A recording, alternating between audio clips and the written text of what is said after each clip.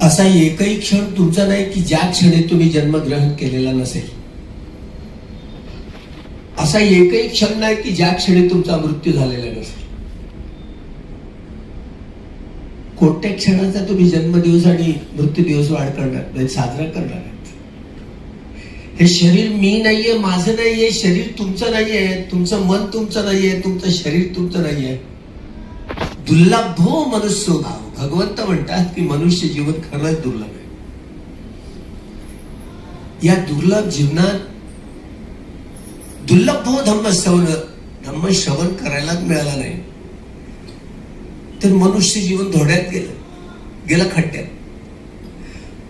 तो सद्धम्म मिळाला नाही. सद्धम्म धारण करून धम्मात प्रतिष्ठित होण्यासंबंधीचा हा सगळा जो संग्रह आहे पारमितांचा, तो संग्रहित करता आला नाही तो मनुष्य जीवन गेलं खड्ड्यात. त्यामुळे आपण बुद्धांची ही प्राचीन विद्या, ही विद्या आपल्या पुण्यकर्माच्या आधारावर आपल्या जीवनात तुम्हाला प्राप्त झाली. तुमची 75 उलटली का नाही? दोघांचाही हा वाढदिवस आहे ना. दोघं एकाच दिवशी मरणार आहात का?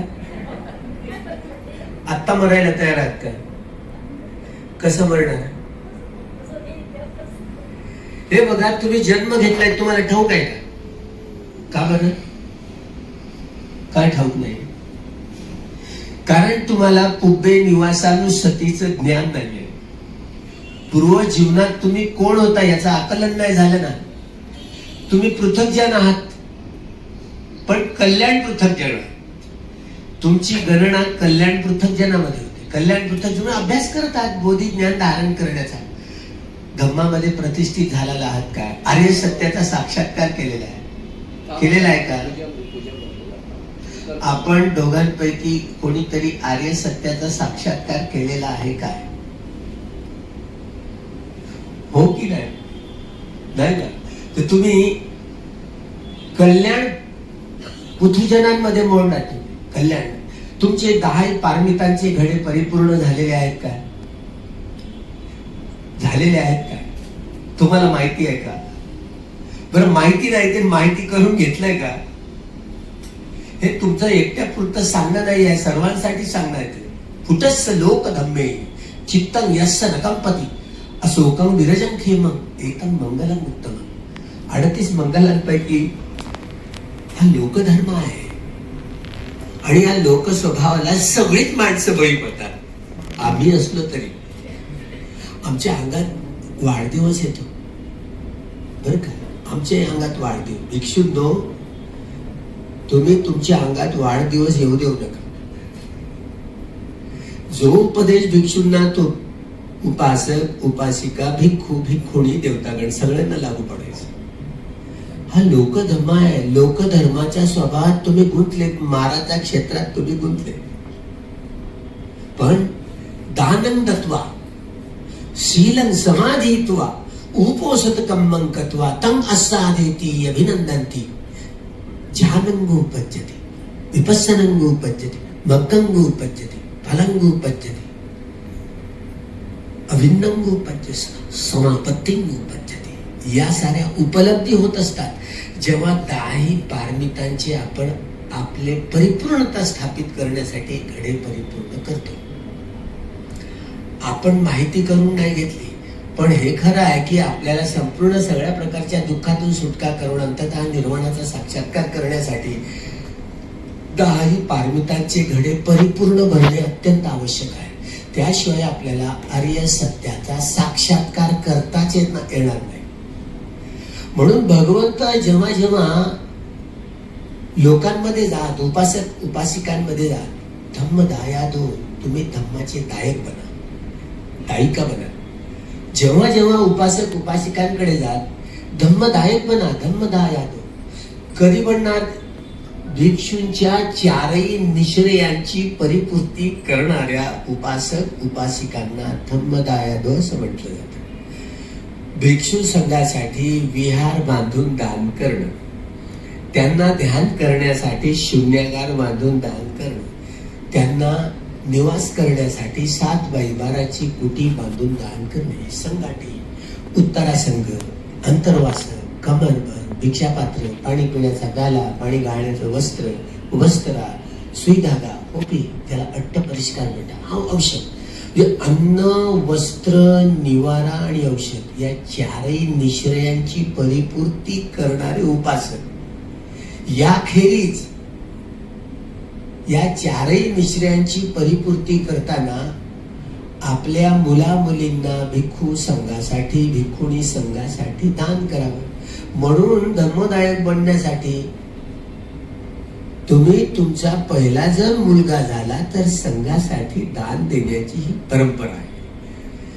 तुम्ही तुमच्या चित्तात हे आलं नाही, तुम्ही तुमच्या मुलाला मुलीला दान दिलं नाही, आठवतं का?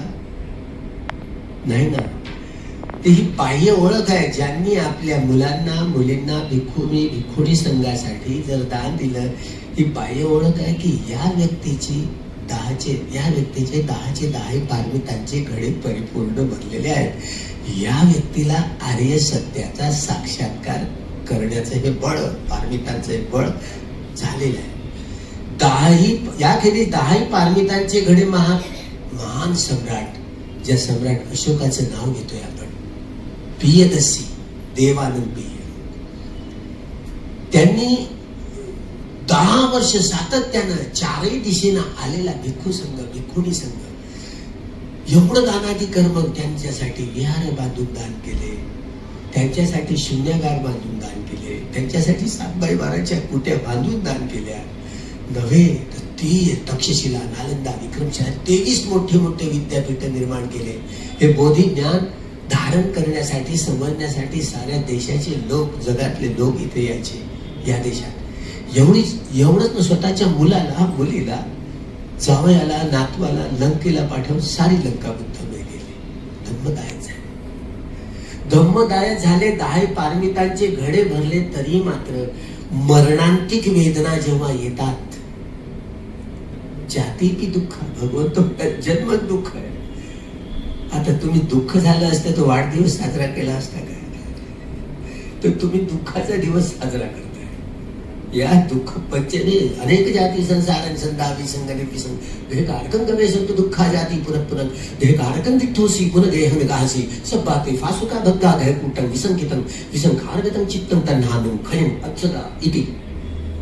हे तुष्णी, तूच घर बांधणारी आहेस बरेस. या संसार चक्रात मी अनेक जन्म घेत गेलो, पुन्हा पुन्हा दुःखात पडत गेलो. हे तृष्ण्या, तुझ्या मात्र साऱ्या कड्यानी भग्न केलेल्या आहेत. तू आता परत घर बांधूच शकणार नाही. हा अयं अंतिमा जाती, हा माझा अंतिम जन्म आहे. पुन्हा माझा पुनर्भव नाही, पुनर्जन्म नाही. तुम्ही आता 75वा हा वाढदिवस साजरा केलाय. 75 वर्ष तर कमीत कमी जगता आलं तुमच्या पुण्यकर्माच्या आधारावर. ज्या दिवशी आपल्या सगळ्यांचं पुण्यकर्म जगण्याचं ज्या क्षणी संपेल, त्या क्षणाला आपल्याला मृत्यू राजमार रोखूच शकणार नाही. पण मरणांतिक वेदना ज्या येतील ना, पृथकजनाच्या, कल्याण पुधुजनाच्या का असेना, मरणांतिक वेदना. कारण जन्म घेण्याचं जागृतपणे कसं जन्म घ्यायची ही कला तर आपण शिकलात, दोघांनी शिकलात की नाही? जागरूकपणे कसा जन्म घ्याल. आता वाढदिवस साजरा करताय ना, तर तुम्हाला जन्मग्रहण करण्यासाठीची ही जागरूकता, सतोग संपजान. एकदा सती जुळली की संप्रजन्य जुळतं. सती संपजन्य न रंचती, एक क्षणी असा बेहोशीतला जाता कामा नये. कायानुभस्सी विहरती, वेदनासु वेदनानुभस्सी विहरती, चित्ते चित्तासु चित्तानुभस्सी विहरती, धम्मेसु धम्मानुभस्सी विहरती, आतापि संपजानो सतीमा. कायानुभसना, वेदनानुभसना, चित्तानुभसना, धम्मानुभसना करताना वेदना बच्च्या पहिल्या त्यांना नाही. ही सगळी मनुष्य प्राणी एकच काम करतात नाही. आपलं भवचक्र, दुःखचक्र वाढत असतात. दुःखाची उत्पत्ती होते कशी आणि दुःखाचा नायनाट होतो कशा, दोनच गोष्टी शिकवल्या की नाही. म्हणून बाबासाहेब म्हणतात दोनच तर सत्य आहे. एक दुःख समुदाय पहिलं सत्य आहे. दुःख निरोध आणि दुःख निरोध ग्रामीण पटवता प्रस्तावनेमध्ये बुद्ध आणि त्यांचा धर्म या ग्रंथाच्या प्रस्तावनेत लिहितात. दोनच तर गोष्टी शिकवल्या. दुःखाची उत्पत्ती होते कशी आणि दुःखाचा नायनाट होतो कसा. मरणांतिक वेदना सम्राट अशोक त्याचे 10 घडे पारमितांचे भरले तरी मात्र मरणांतिक वेदना अपाय गतीच्याच आल्या. तुमच्या देखील सगळ्यांच्या, आमच्या सकट मरणांतिक वेदना येतील ना, या अपायगतीकडे नरक लोक, प्रेत लोक, असुर लोक किंवा तिर्यक पशु पक्षी प्राणी, तुम्ही आंबेडकरवादी माणसं आहे की नाही? तुमचा पुनर्जन्मावर विश्वास नाही आहे ना? किती विरोधाभास. यांचा पुनर्जन्मावर विश्वास आहे, पण यांचा पुनर्जन्मावर विश्वास नाही आहे का? तुम्ही मेल्यानंतर कुठे जन्म घेसाल? कुठे जन्म घ्याल? तुम्हाला काही आयडिया आहे का?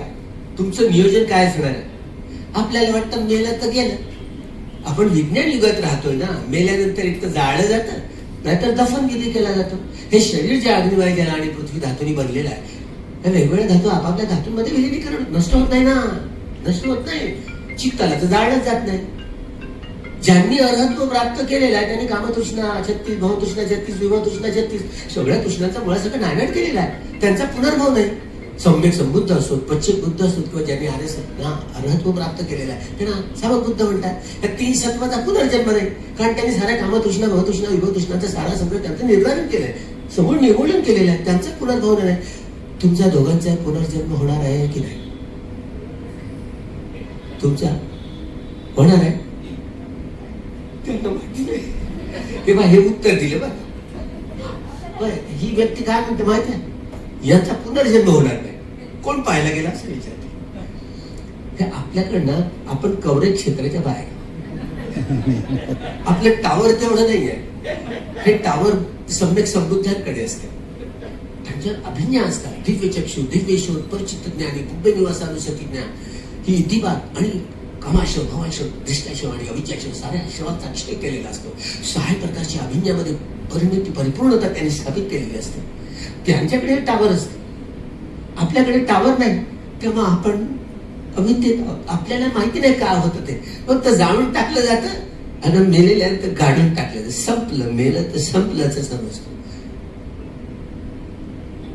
हे बोधी ज्ञानाच्या अभावामुळे आपण असं म्हणतो. तुम्ही आम्ही 390 प्रकारच्या स्वभावाची माणसं, ते हिंदू असोत, बौद्ध असो, जैन असो, शीख असोत, यहुदी असोत, मुस्लिम असो, ब्राह्मण असो, ब्राह्मणेतर असो, काळे गोरे, या देशातले की त्या देश, या वंशाचे की त्या वंशाचे असू दे, कुणी असू दे, सगळी माणसं रागमूलक, द्वेषमूलक, मोहमूलक, बुद्धिमूलक, भयमूलक, वितर्कमूलक इत्यादी इत्यादी 390 प्रकारच्या स्वभावाची माणसं. तुम्ही जगताय ना. तुमच्या जगण्याचा दृष्टिकोन कोणता आहे? आपण जवळपास बाबासाहेब आंबेडकरवादी लोक असा विचार करतो. आम्ही असो, तुम्ही असो. नाही, आपण ना जीवन यापन करताना वैज्ञानिक दृष्टिकोन आत्मसात करून जगलं पाहिजे. केवळ वैज्ञानिक दृष्टी, एकतरी वैज्ञानिक स्वतःपन्न सत्तागत मी अनागमी अर्हत प्राप्त झाल्या दिसतो का? पण आपल्याला मोठी खात असते. भगवान बुद्धांचा दृष्टिकोन म्हणजे वैज्ञानिक दृष्टिकोन. खोटा आहे. वैज्ञानिक दृष्टिकोनाची म्हणजे परिपूर्णता नाहीये. वैज्ञानिक दृष्टिकोन लोकीय दृष्टिकोन आहे, हा बदलणार आहे. भगवान बुद्धांचा दृष्टिकोन बोधी प्राप्त केले, स्वयंबुद्ध आहेत, स्वयं प्रयत्नाने स्वयंगुरु आहेत, त्यांचे कोणी गुरु नसतात. त्यामुळे त्यांनी ही जी बोधी प्राप्त केली, ही बोधी मिथ्या आहे, ती सम्यक आहे. म्हणून संबोधी ज्ञान, संबोधी ज्ञानाच्या आउटलुकनं, संबोधी ज्ञानाच्या दृष्टिकोनात तुम्हाला एकतरी कर्म करता येतं का? तुमची विपश्यना झाली आहे यांची ते मागास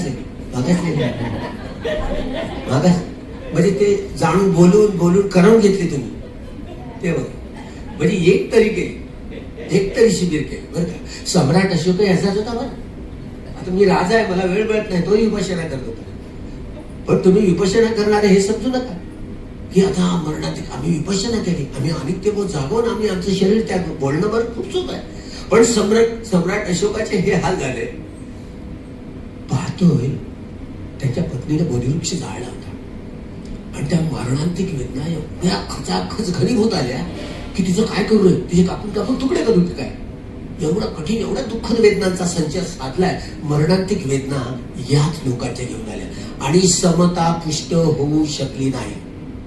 त्यामुळं बेहोशी ते गेले. अकुशल विपाक संकीर्ण चित्त ऐसंकारी अकुशल विपाक हे चित्त उत्पन्न झालं, ज्यामुळं ते साप योनीमध्ये जन्माला आले. महावंशमध्ये कृष्ण 183 वाचा म्हणजे तुम्हाला समजेल. अजून अशोकारामामध्ये तुम्ही गेला, धम्मलिपीच्या अक्षरात लिहिलेला आहे. जिथे धम्मलिपीच्या अक्षरात लिहिलेलं आहे अशोकारामामध्ये, अभिलेखामध्ये, 9व्या अभिलेखामध्ये वाचा, तुम्हाला समजेल. महावंशमध्ये हा रिपोर्ट आलेला आहे. मेल्यानंतर सम्राट अशोक मरण पावल्यानंतर सर्पयोनीमध्ये, मी नाही सांगत, हे महावंशामध्ये वाचा तुम्ही. अभिधम्मत्त संघ भाग 2 पृष्ठ 595 वाचा तुम्ही, एवढा कार्यक्रम आहे. कोणी सांगितलं? महेंद्र, त्यांचाच मुलगा, जो 6 प्रकारच्या अभिज्ञामध्ये परिपूर्ण त्यांनी गाठले. आणि तो हे सांगतो माझ्या वडिलांचं काय झालं, आपल्या बोधी नेत्रांनी पाहतो साप योनीमध्ये गेला. अरे आता कसं करणार? बरं झालं त्यांचा मुलगा ते दंभनाय झाले. अरे माझ्या वडिलांनी मला संघाला दान दिलं नसतं, माझ्या वडिला, माझ्या बहीण जावायला, माझ्या भाच्याला, सुमन नावाचा संघमित्राचा मुलगा तोही भिक्षू झाला, ते सगळे वरात. या 6 प्रकारची अभिज्ञा प्राप्त करणारा हा महेंद्र, ज्याची परवाच्या महादेव भद्रेंकडून झाली, याचं नावही महादेव आहे. हा चौऱ्यागडचा महादेव, तो महादेवची लेणी, ती लेणी आहे, बुद्ध लेणी आहे. तिथे आता पदयात्रा घेऊन जाणार आहे, खांद्यावर खाऱ्याने. लोक काय रंग नाही सापडला तर हळदीचा रंग लावायचे, पिवळं हे काश्या वस्त्र धारण करून महादेव म्हणते. आता परवा ते हरहर किल्ल्यावर जाऊन, तो हरणकांचा किल्ला आहे. ज्यांनी छंदाधिपती छंद संपयुक्त कानंजन गंबानंद समुत्थानानंद रूपानंद अधिपति बच्चे बच्चे वीर्याधिपति वीर्य संपयुक्त कानंजन गंबानंद समुत्थानानंद रूपानंद अधिपति बच्चे बच्चे चित्ताधिपति चित्त संपयुक्त कानंजन गंबानंद समुत्थानानंद रूपानंद अधिपति बच्चे बच्चे विमंसाधिपति विमंस संपयुक्त कानंजन गंबानंद समुत्थानानंद रूपानंद अधिपति बच्चे बच्चे. छंद वीर्य चित्त इति या 4 इद्धिपादाच्या बोधी ज्ञानाला धारण करून त्यांनी आर्य सत्याचा साक्षात्कार केला. आकाश मार्गाने चालणारे भिक्षू होते, विष पचवणारे भिक्षू होते. ब्राह्मणवाद्यांनी मात्र त्यांना शंकरात रूपांतर करून त्याचं विकृतीकरण केलं. ज्या असल्या ओरिजिनल महादेव, ते महादेवच्या लेण्यात आहात तुम्ही. हा अरहंतांचा किल्ला होता, हर हर महादेव म्हणतात. तिथे पर्वत जाऊन आलो, तिथे केवढं मोठं भयान स्तूप आहे, तुला असं वाटत नव्हतं. तुमचं नाव आहे महादेव, हे जुने महान लोक कमीत कमी महादेव तरी नाव ठेवायचे. महादेव हा महादेव नावाचा अरहस्थळी होता. 3ऱ्या महासंगायनानंतर महाराष्ट्रामध्ये महादंब रक्षित या ग्रीक मधले यवन भिक्षूंना पाठवलं आणि महिषा मंदिरामध्ये या महादेव नावाच्या स्थविराला जे पाठवलं, महिषा हा सगळा सह्याद्रीचा डोंगर. अजून इतिहासज्ञ त्यावर त्या अरहत किल्ल्यावर काही गेले नाही, त्यांना संशोधन करता आलं नाही. भाई आज सगळं आले होते इथे, पण ते चढले नाहीत, नाशिक पर्यंत आले, पण ते इकडे आले नाहीत. त्यांनी त्यांची नोंद केली नाही, म्हणून इतिहासकार महत्व देत नाही. प्रत्यक्ष तुम्ही जाऊन या, तुम्ही पाहून या, केवढं मोठं स्तूप आहे. हे 9 कुंड आहेत, ते भिक्षूने बांधलेले कुंड आहेत. हे आपली विरासत आहे, अरहंतांचा किल्ला, हरहर किल्ला. परवा जाऊन 3री वेळ. त्यामुळं महादेव नाव हे बुद्धिस्ट महान देव हे भिक्षूचं नाव होतं. माहिती नाही तुमचा जीवन प्रवास कसा होईल, पण एवढं खरं की श्वासावर लक्ष ठेवत पहा, सम्राट अशोक विपश्यना करत होते, पण घनीभूत एवढी संवेदना आली, समता पुष्ट होऊ शकली नाही. त्यामुळे बेहोशीत भोगता भावामध्ये शरीर त्याग झाला. म्हणून ते अकुशल विपाक संतीर्ण चित्त असंखारिक एकन अकुशल चित्त निर्माण झालं आणि ते बेहोशी सर्प योनीमध्ये गेले. सत्यक्रिया मात्र अर्हत या महेंद्र मंत्र्यांनी महामैत्र्याने केली. म्हणजे माझ्या वडिलांनी मला संघामध्ये दान दिलं नसतं, मला अर्हत्व प्राप्त करायला मिळालं नसतं, या अभिज्ञा प्राप्त करायला मिळाले असते, हे सत्य आहे. ते खरं धम्मदायक झाले, हे सत्य आहे. या सत्य वचनानं त्यांचं मंगल, त्यांचं कल्याण देवता लोकांमध्ये मोठी संधी झाली. त्यांना चांगले आईवडील मिळाले, चांगले कल्याण मित्र मिळाले. 10 पारमितांचे घडे बघल्यानंतर मार्गदर्शक नसला, ही महारबंधन 10 मार्गबंधन तोडायची कशी? म्हणून भगवंत 6 ते 10 सायंकाळचे रात्रीचे उपासक उपासिका भिक्खू भिक्खुणी यांना मार्गदर्शन, महारबंधन कशी तोडायची मार्गदर्शन करायचे.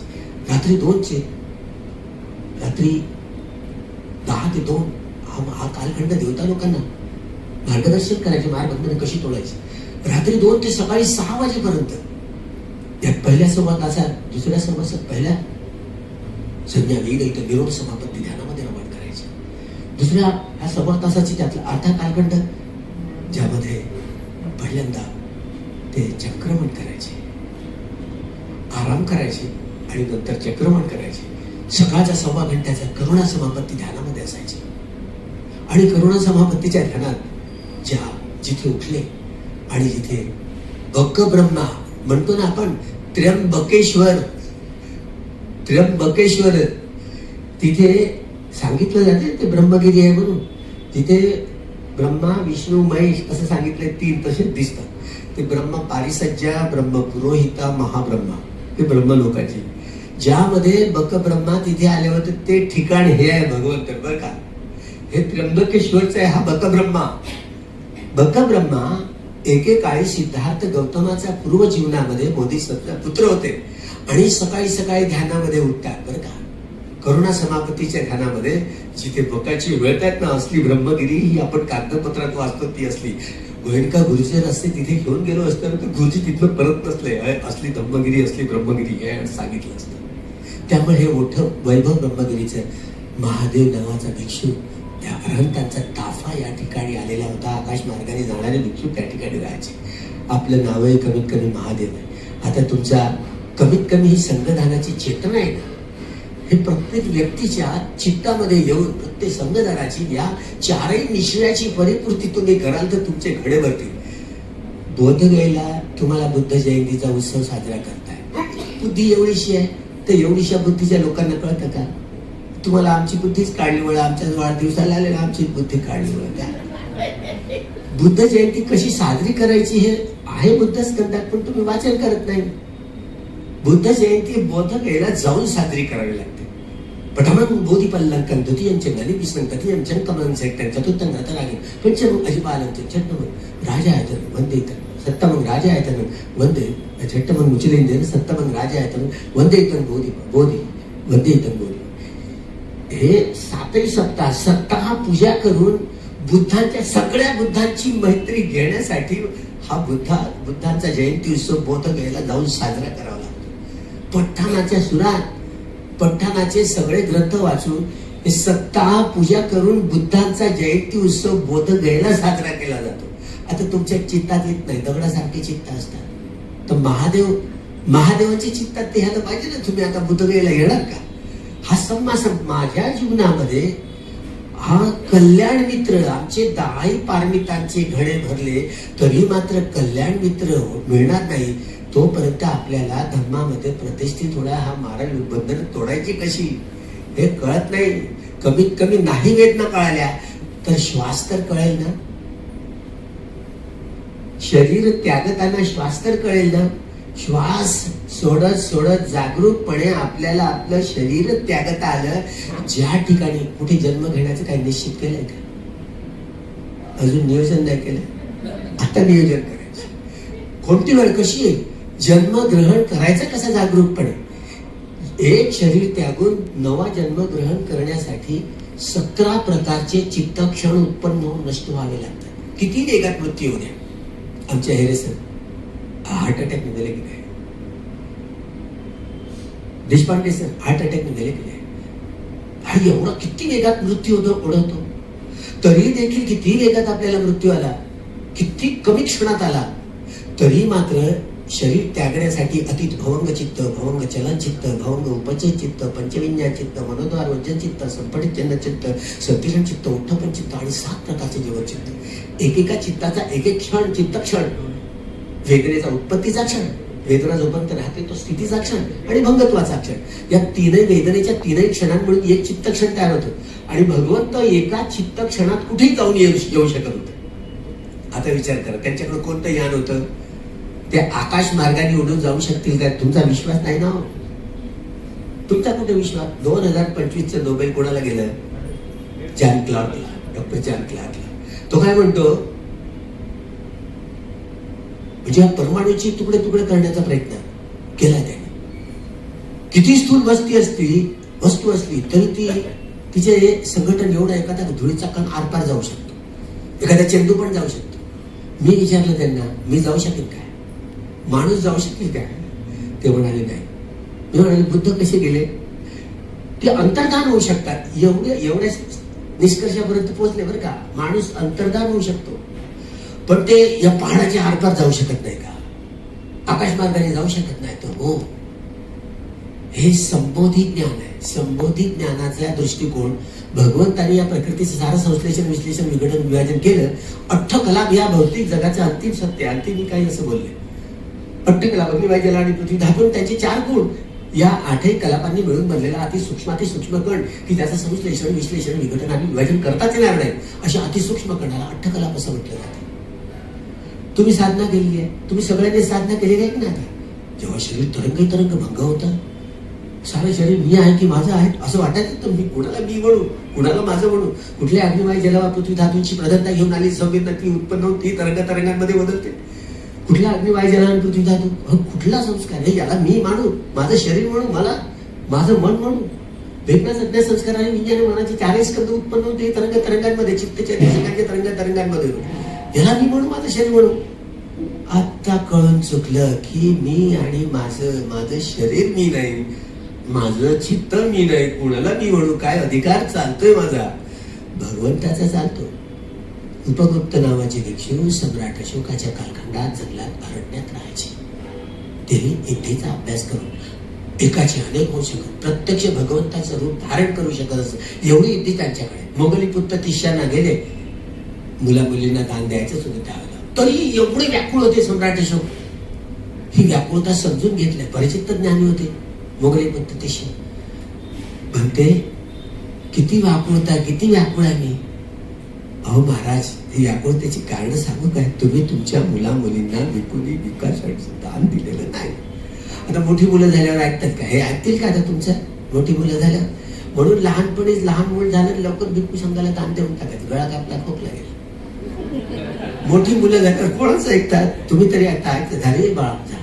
म्हणजे मस्का मारायला बरं. सम्राट अशोक सांगितल्यानंतर संघमित्राचा न बोलवता घरी गेलाय. पोरी संघमित्रा, माझ्या वडिलांचा आवाज आहे, काही न सांगता कसं काय आले?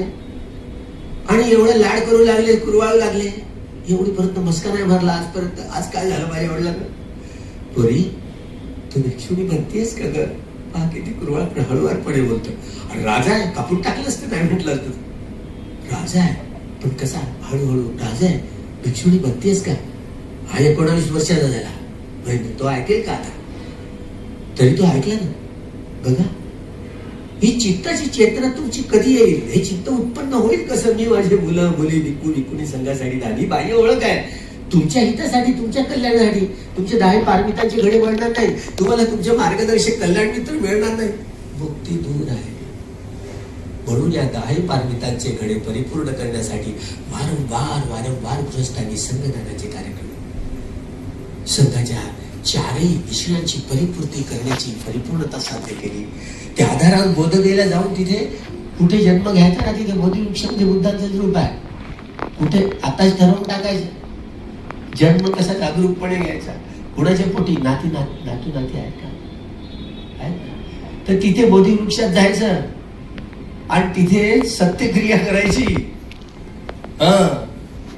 आपल्या आजचा उपवासाचा दिवस आहे ना, पौर्णिमेचा अमावस्येचा दिवस आहे, चांगला दिवस सापडलाय बरं का. बोधगयेला बुद्ध जयंतीच्या मी तिथेच राहतो दरवर्षी. 7 दिवस सप्ताह पूजा करून बुद्धांच्या जयंती त्याची सगळ्या बुद्धांची येणाऱ्या भविष्य काळातल्या, वर्तमानातल्या आणि भूतकाळातल्या सगळ्या बुद्धांची मैत्री ग्रहण करण्यासाठीच आपण बुद्ध जयंतीचा बोधगयेला करावा. तुम्ही 7 दिवस करा ना, सारा त्रिपिटक जाणणाऱ्या, अभ्यास करणाऱ्यांना बोलवा, अभ्यासाचे सगळे माहिती करून सैद्धांतिक आणि व्यावहारिक पक्षांची सगळे जळणघळण समजावून घ्या नीट. हे संबोधित ज्ञानाचा आउटलुकाने जगा. अशी ते पीते खायते सायते संप जानकारी होती, गते ठिते सुते जागृते संप जानकार, संघाटी पत्त जीवनधारणे संप जानकारी होती. चालताना, बसताना, उठताना, निद्रा घेताना सतोम संप जान. आता हळूहळू समजलं ना, वेदनांचा उदय होतो. उदय पैन ज्ञान नीती अनित्य ज्ञान. वेदनांचा उदय वेद जाणणं म्हणजे अनित्याचं हे ज्ञान आहे.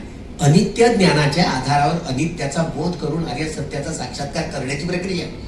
दुःख ज्ञानाच्या आधारावर दुःखाचा बोध करून आर्य सत्याचा साक्षात्कार करण्याची प्रक्रिया. अनंत ज्ञानाच्या आधारावर अनंताचा बोध करून आर्य सत्याचा साक्षात्कार करण्याची प्रक्रिया. जशी जशी आपण ह्या सगळ्या समर्श ज्ञान, विपश्यना ज्ञानाच्या आधार, शमन भावनेचे कंबट ठाम, जसं सुरुवातीला आपण आनापान सती आणि इतर 40 प्रकारचे शमन भावने, चित्त शांतच झालं नाही, एकाग्रच झालं नाही, तर शमन भावनेचा अभ्यासाच्या आधारावर आपण विपश्यना भावनेचा अभ्यास करू. मार्गदर्शक जेव्हा मिळतोय तेव्हा वारंवार मार्गदर्शन करताना संवर्ष ज्ञान, उदय विज्ञान, भंग ज्ञान, भय ज्ञान, आदिनव ज्ञान, निपिता ज्ञान, उचितकाम्यता ज्ञान, परिसंग ज्ञान, संकारोपेक्षा ज्ञान, अनुलोम ज्ञान, या 10 ज्ञानाच्या परिपूर्णता समजावून सांगण्याचे वैभव जोपर्यंत आपल्यामध्ये निर्माण होणार नाही ना, तोपर्यंत सत्तमाचा प्रचार आणि प्रसार करणं लय दुर्लभ आहे. भगवंताच्या पहिल्याच वर्षावासातील पंचवर्गीय संदेश भिक्षू झाले 6 वाजून. यश नावाचं, यशचे सारे नातेवाईक सगळे त्या पहिल्या वर्षावासात आले. 60 भिक्षू झाले. 6 प्रकारचे अभिज्ञा ज्ञानामध्ये परिपूर्णता गाठलेली. एकटा भिक्षू एकट्या दिशेने एकटा गेला. चलत भिक्षवे चारिकन भोजन हिताय भोजन सुखाने. सैद्धांतिक आणि व्यावहारिक 6 प्रकारच्या अभिज्ञामध्ये परिपूर्णता प्राप्त झालेल्या भिक्षूंना एकटा एका दिशेला एक भिक्षू गेला. भगवंताचा सैद्धांतिक आणि व्यावहारिक पक्ष समजावून देण्याचं, मार्गदर्शकाचं, कल्याण मित्राची भूमिका उठवण्याचं सामर्थ्य त्यांच्यामध्ये होतं. म्हणून ते एकटे जात असत. आणि आज 70 वर्ष होत आहेत धर्मांतरात, धम्मक्रांतीला. तुम्ही धम्मक्रांतीचं समर्थन करणारे लोक, तुम्हाला सैद्धांतिक पक्षही माहिती नाही आणि व्यावहारिक पक्षही माहिती नाही. आता एक शिबिर केल्याने काय होतं, ते केवळ स्पर्श होतो. पहिलं पाऊल टाकणं, जास्त अर्थ नाही. तुम्ही एक शिबिर केलं तर पहिलं धम्माच्या क्षेत्रात केवळ पहिलं पाऊल टाकणं, एवढाच अर्थ आहे, जास्त नाही. जसं जसं आपण तपू ना, तपोच ब्रह्मचर्यांचे आर्य सच्चार दर्शन निपाण सच्ची क्रियाचे एटा म्हणतात. जन्मदिवस साजरा करताना थोडासा आनंदात असतो, उसळून जातो, आणि मृत्यूचा दिवस आला तो किती निराश असतो. हे लोकस्वभावामध्ये गुंतून जातो आपण. कधी 24 तास कसं प्रफुल्लतेनं जीवन यापन करता यायला हवं. पाहा तसे तुमचे चेहरे, अरे काही कामाचे आहेत का? कसं प्रसन्नतेने जीवन यापन करता यायला. त्यामुळे ही जगण्याची, त्याला सम्यक दृष्टी नेहमीच सोबत घेऊन चालावं लागतं. चालताना, बसताना, उठता. सम्यक दृष्टी म्हणजे वैज्ञानिक दृष्टी, सम्यक दृष्टी म्हणजे विवेक दृष्टी, सम्यक दृष्टी म्हणजे असे फालतू शब्द वापरत राहतात. भगवंताने एकेका शब्दाची कशी परिपूर्णता स्थापित केलेली आहे. दुःखी ज्ञान, दुःख समुदय ज्ञान, दुःख निरोधी ज्ञान, दुःख निरोधगामिनी पटिपदा ज्ञानंती इति उच्यते इति निक्कवे संमादिती. दुःख समुदाय, दुःख निरोधगामिनी पटिपदा. हे चारही सत्याचा अनुभव करत करत कायावाच्या मनाने कर्म करणं, याला म्हणतात सम्यक दृष्टी. उदय व्यय जाणं. तुम्हाला खाता तरी येतं का, पिता तरी येतं का शुद्ध चित्ताने? पाणी तरी पिता येतं? आता एक तर विपश्यना झाली, पाणी कसं प्यायचं समजलं का? तहान लागली, घट पाणी प्याले झाले, हे याला बेहोशीतलं पाणी मिळतं. तिथे ग्लासाचा काठ लागला ना, काय समजत नव्हता त्याचा उदय. एक घोट इथे आल्यानंतर काय समजत नव्हता, गिळताना काय समजत नव्हता, पोटात गेल्यानंतर काय समजत नव्हता. त्याचा उदय वे जाणं तेव्हा शुद्ध चित्तानं पाणी अनित्य बोध पुष्ट करत ग्रहण करणं. आणि जेवता येत नाही, ढुंगण धुता येत नाही, लग्नी करता येत नाही, एवढी अडचण आहे नाहीये ना. बेहोशीत, सारं जग बेहोशीत आहे. विद्या पच्चे यासारखा जिथे जात पटीचे समोर पादच समजा. धर्म बौद्ध नसतो, हिंदू नसतो, जैन नसतो, शीख नसतो, यहुदी नसतो, ईसाई नसतो, मुस्लिम नसतो, ब्राह्मणेतर नसतो, आदिवासी नसतो. तो शुद्ध असतो, परिशुद्ध असतो, विशुद्ध असतो. तो सत्य असतो. आर्य सत्याचा साक्षात्कार करून श्रोतापन्न, सकतागामी, अनागामी आणि अर्हत्व प्राप्त करून मुक्तीच्या 4ही पायऱ्या प्रतिष्ठापित केल्या जातात. हे तथ्य संबोधित ज्ञानाच्या आधारावरची दृष्टी नेहमीच तुम्हाला सम्यक दृष्टी घेऊन जगता येत नाही ना, इथे अडचण आहे. म्हणून सखोल पद्धतीनं आपण आपल्या जीवनाचा हे नाम आणि रूप, हे शरीर आणि मन, याचा परस्पर संबंध तथागतांना संबोधित ज्ञानाच्या आधारावर जी सोडवणूक करता आली, ही संपूर्णत्व जाणलं त्यांनी. तुम्ही म्हणताय काय, सायंटिस्ट जरी आले ना, त्यांना विचारलं जगात संपूर्णत्व काय असतं का, ते म्हणतात नाही. त्यांना काय माहिती, संबोधित ज्ञानाची दृष्टी ही संपूर्णत्वापर्यंत पोहोचवणारी आहे. ते भूत, वर्तमान आणि भविष्यात तीनही कालखंडातील परिपूर्ण जाणकारी आहे. पण हे ब्लूटूथ भगवान बुद्धाने पाहिलं असेल का, हे समजत असेल? तुम्ही म्हणाल नाही, हे चिल्लर वस्तू आहे भगवंताच्या पुढे. भूत, वर्तमान, भविष्य तीनही कालखंडातली परिपूर्ण जाणकारी. आता आर्य मैत्रेय सम्यक संबुद्ध बाबासाहेब आंबेडकर येणार आहेत की नाही, माझ्यासमोर प्रश्न होतात. मी एका अनंत भिक्षूंना, बरं का, ही छडी आहे ना, साधनानंद महादेव, त्यांच्याबरोबर रशावास केला. माझा विश्वासच नव्हता हे अनंत आहेत की नाही. अनुमती घेतली, मला तुमच्या बरोबर ध्यान करण्याची अनुमती द्यावी. सायंकाळी 6 वाजल्यापासून तर पहाटेला 5 वाजेपर्यंत मी त्याच्याबरोबर राहायचो. दिवसाला झोपा काढायचो 12 नंतर. मी जवळून अगदी पाहिलं की ज्यांनी अर्हता प्राप्त केले 24 तास कसा जागरूक असतो हे जमून पाहिले.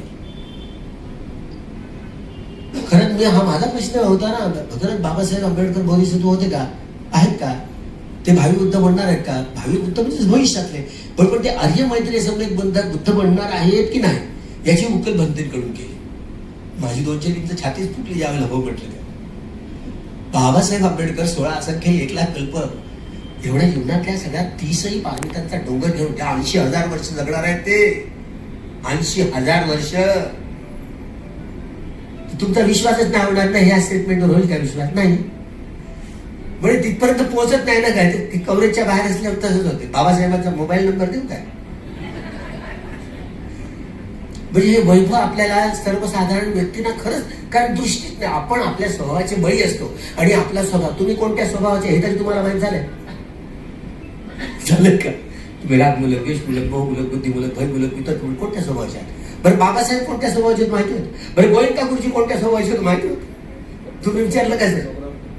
गुरुजींना विचारलं कोणत्या स्वभावाचे होतं? मी विचारलं.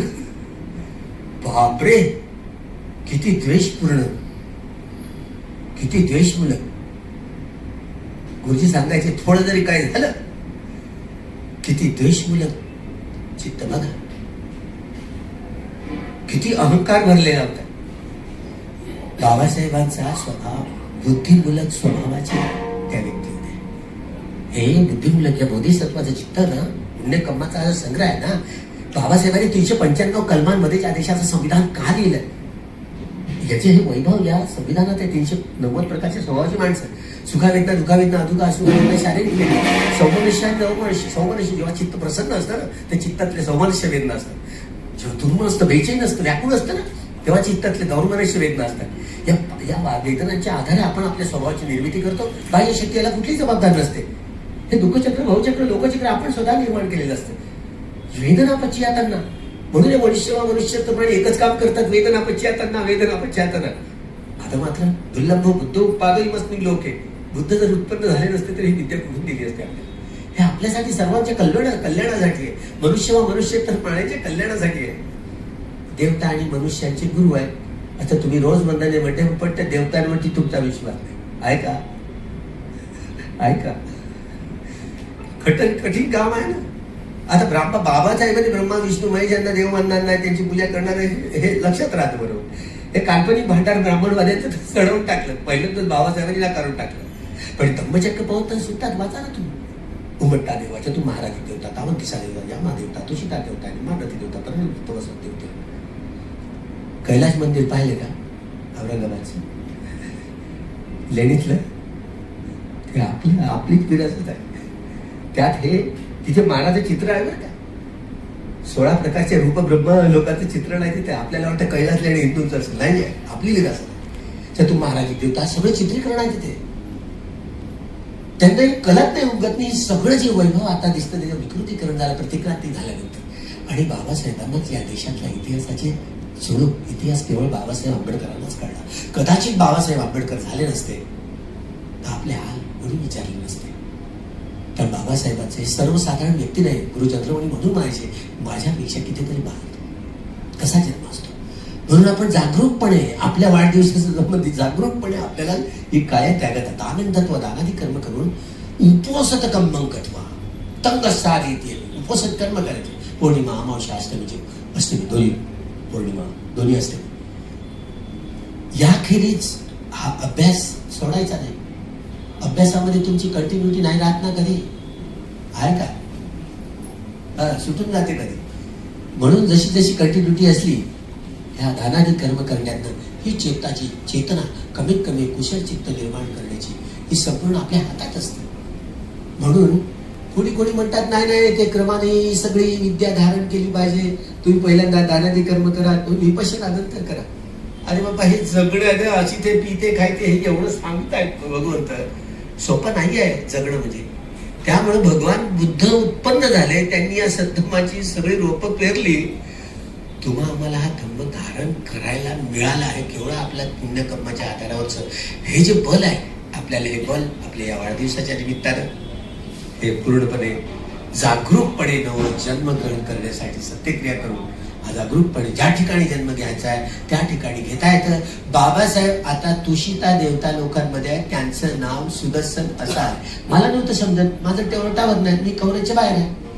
मी त्यांना विचारलं खरंच बाबासाहेब तिथे आहेत का? त्यांचं शरीर प्रकाशमान आहे.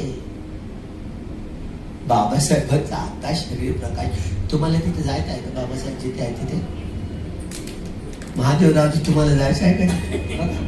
कशी इच्छा आहे पहा. माताजींना विचारायचो, गुरुजी कुठे गेले, तुम्हाला काही सांगितलं? नहीं नहीं बंदी जी, मुझे कुछ भी नहीं बताया, लेकिन ये तो बात कर रहे थे कि जहां जहां पर मैं जाऊंगा ना, इलायची तुझी वहां पर ले जाऊंगा. मुझे क्या पता बंदी जी वो कहाँ गए, मैं कैसे जाऊं. मैंने कहा कि सम्यक संकल्प करना होगा, सम्यक संकल्प करना होगा, जा सकते हो. माताजींना जेव्हा आचार्य केलं ना, पहले गुरुजींना विचारलं सोबत, गुरुजींना पहले ध्यान की अर्पणा समाधि में जब पहुंच गए तब इलायची को आचार्य बने. पहिल्या ध्यानाची अर्पणा समाधी पर्यंत पोहोचण्याची ताकद नाही ज्यांच्याकडे आली ना, तो दुर्गतीपासून निश्चित, जरी अपायगतीचे कर्म असले, कर्म संस्कार असले, तरी अपायगतीच्या संस्कारांना रोखून सुगती प्राप्त करण्याची क्षमता प्राप्त करू शकतो. निश्चितपणे आपल्या सगळ्या पारिवारिक सगळ्या लोकांना, सगळ्याच या सहभागी, या संगदानाच्या समारंभात सहभागी होणाऱ्या उपासक उपासिकांना हे पहिल्या ध्यानाच्या अर्पणा समाधीपर्यंत पोहोचण्याचे बळवून दिगतो. या संगदानानं, या भिक्खू संघाला जे दानादी कर्म करणार आहात, त्या या कर्माच्या आधारावर जागरूकपणे आपल्याला आपली काया त्यागण्याचं जळ आणि नवा जन्म ग्रहण करण्याचं बळ याचं हे उत्पन्न, हा संग्रह उत्पन्न होते. बुद्ध धम्म संघाच्या प्रभावानं, संघाची एकदा पुन्हा माफी मागून मी याच ठिकाणी थांबतो. बुद्ध धम्म संघाच्या प्रभावानं आपल्या सर्वांचं मंगल भवतु, सर्वमंगलम भवतु, संगलम भवतु, सर्वमंगलम.